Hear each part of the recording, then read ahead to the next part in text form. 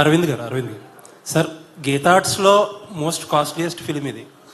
చాలా ప్యాషనెట్గా తీశారు మీరు. బట్ మీకున్న ఎక్స్పీరియన్స్కి, మీకున్న కనెక్షన్స్కి ఈ సినిమాని ఎలా అయినా సరే మార్కెట్ చేసేయగలరు, అమ్మేయగలరు.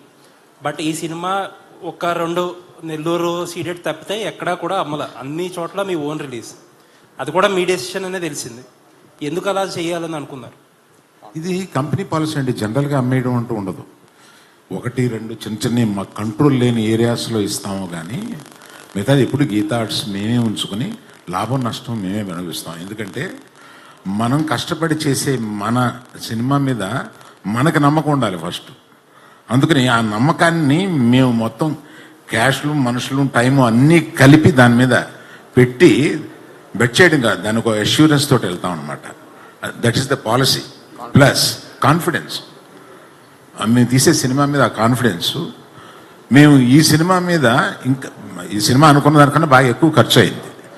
ఎక్కువ ఖర్చు అయినా కూడా మా వాసు కానీ ఆఫీసులో కొంతమంది కానీ వచ్చి కొంత సేఫ్ అయిపోవడానికి కొన్ని ఏరియాలు అమ్మేద్దామా అని అన్నాను.